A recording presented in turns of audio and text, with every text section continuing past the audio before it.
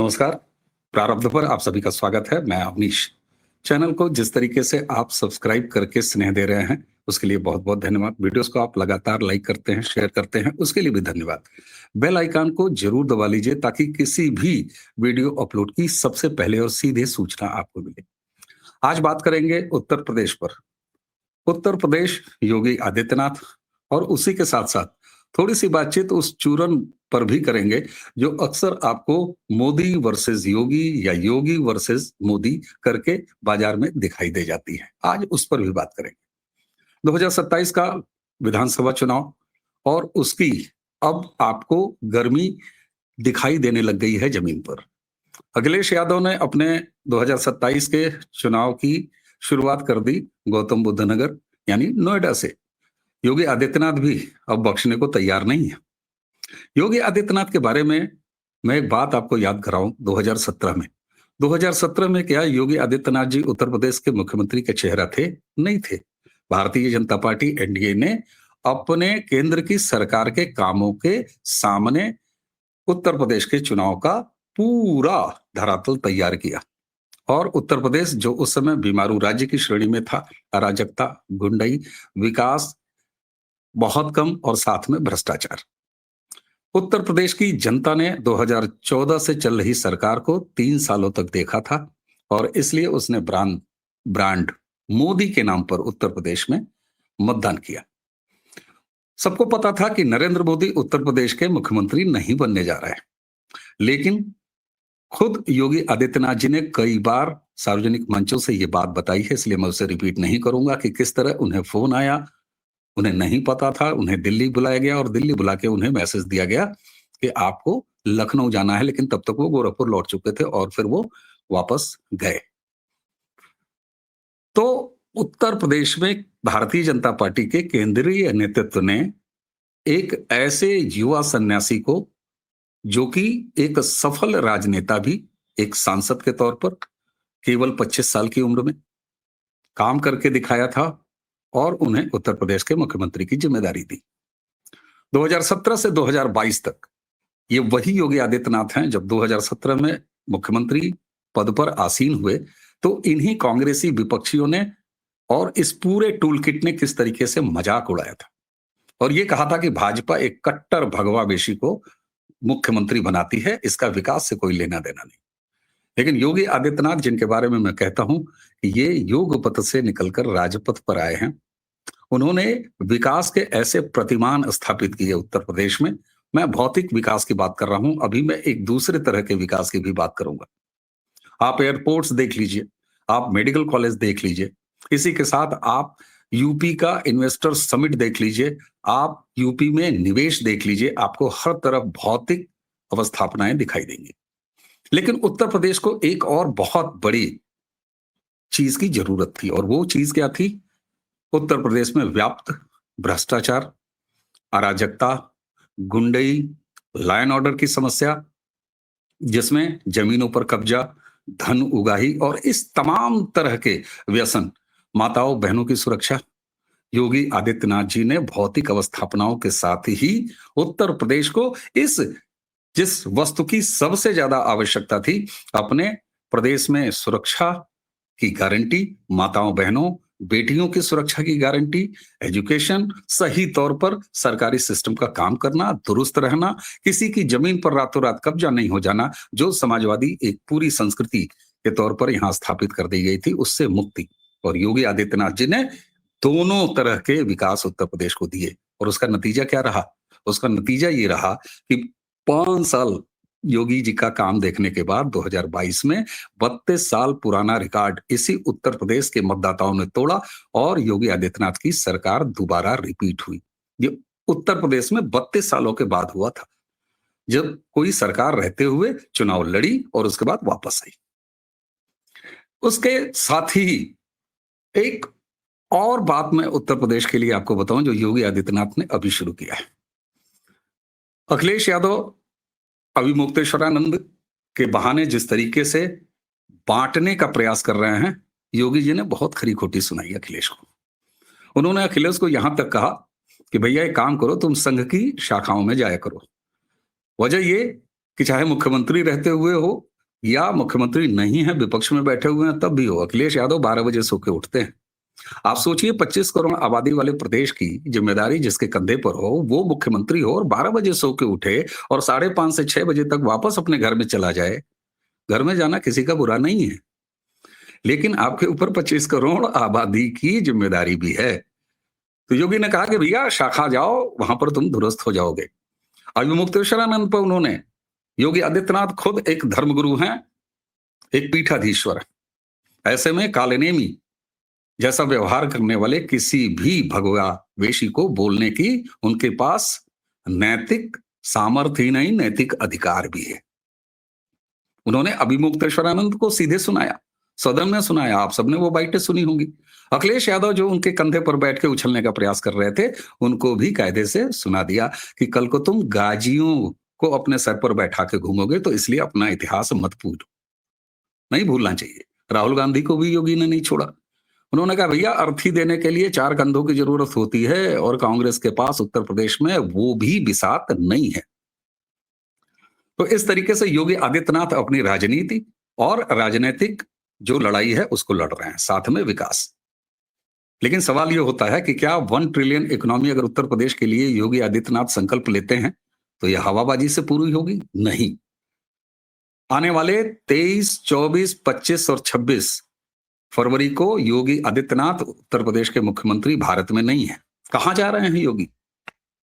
योगी 2 देशों की यात्राओं पर जा रहे हैं, 23 और 24 सिंगापुर, 25 और 26 जापान। किस लिए जा रहे हैं?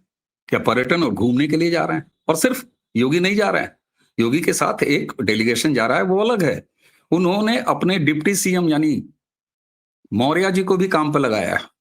मौर्य जी भी 2 देशों की यात्रा पर जा रहे हैं एक डेलीगेशन के साथ, जिसमें अधिकारी रहेंगे।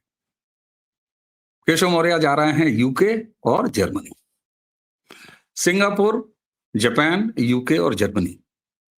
उत्तर प्रदेश के मुख्यमंत्री और उप मुख्यमंत्री क्यों जा रहे हैं? क्यों जा रहे हैं? क्योंकि 1 ट्रिलियन इकोनॉमी उत्तर प्रदेश को अगर बनाना है तो यह हवाबाजी से नहीं होगा, ये उत्तर प्रदेश के मुख्यमंत्री जान रहे हैं।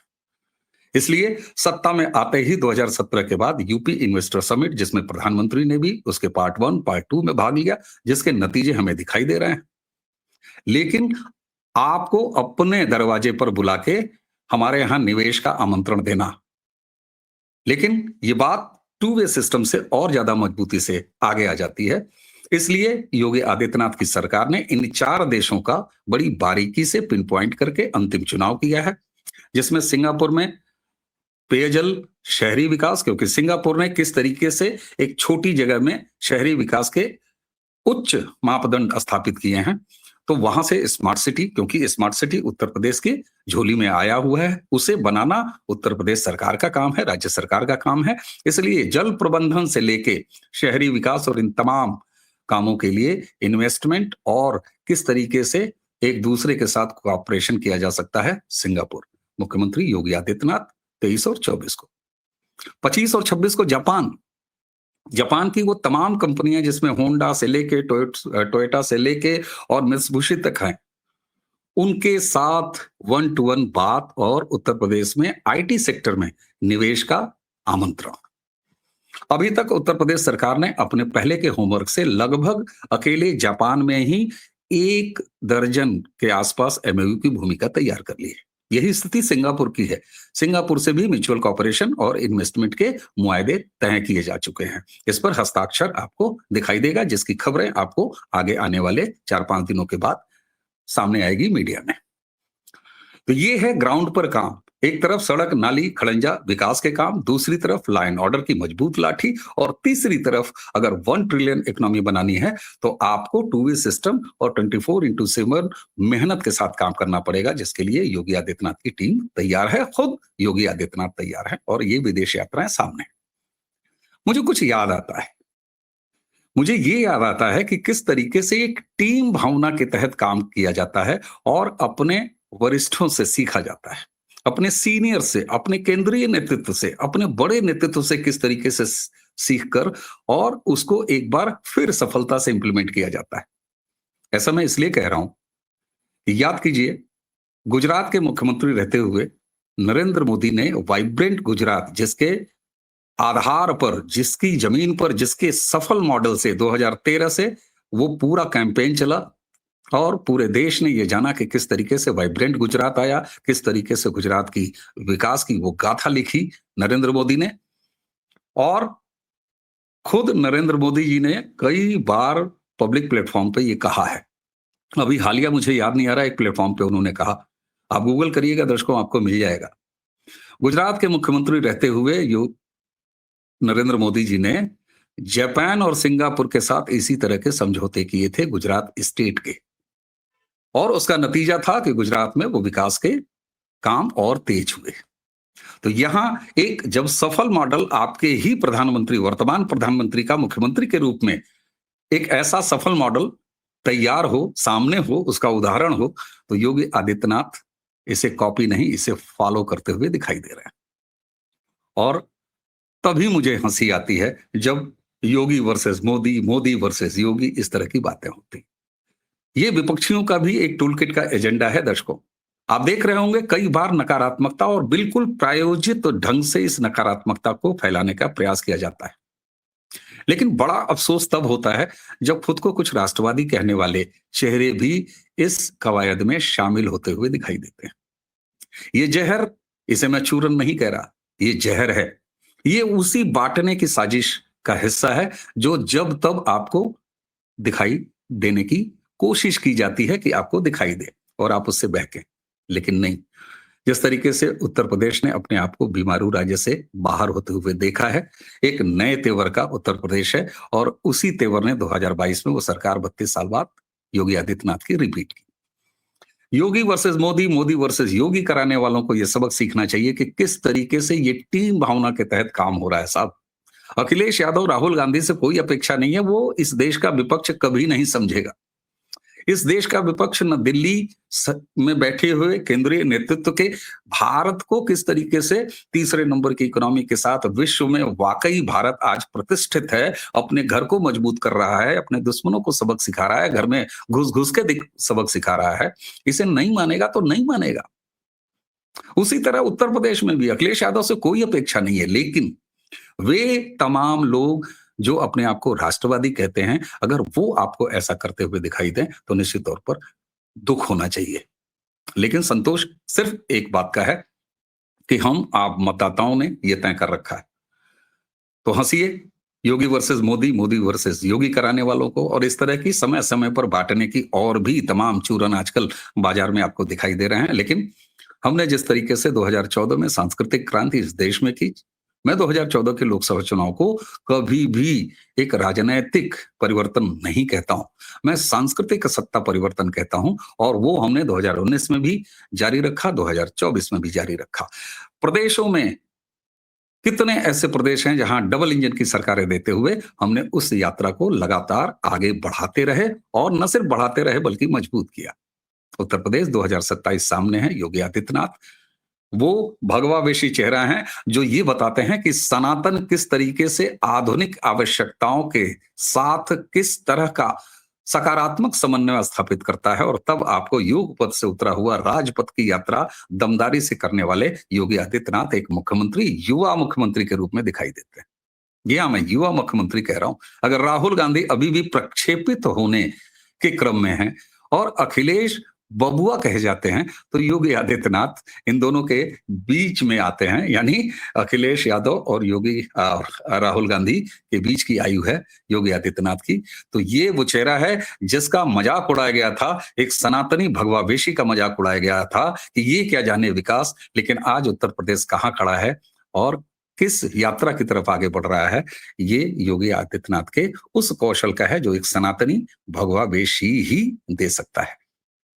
तो योगी वर्सेस मोदी कराने वालों को मजे लीजिए, और अगर आज का ये वीडियो आपको पसंद आया हो तो इसे जरूर आगे बढ़ाइएगा। चैनल को जिस तरीके से आप सब्सक्राइब करके अपना स्नेह दे रहे हैं, आपका बहुत बहुत धन्यवाद। वीडियोस को लाइक करते रहिए, शेयर करते रहिए, हाँ बेल आइकन जरूर दबा लीजिए ताकि किसी भी अपलोड की सूचना आपको सीधे मिले।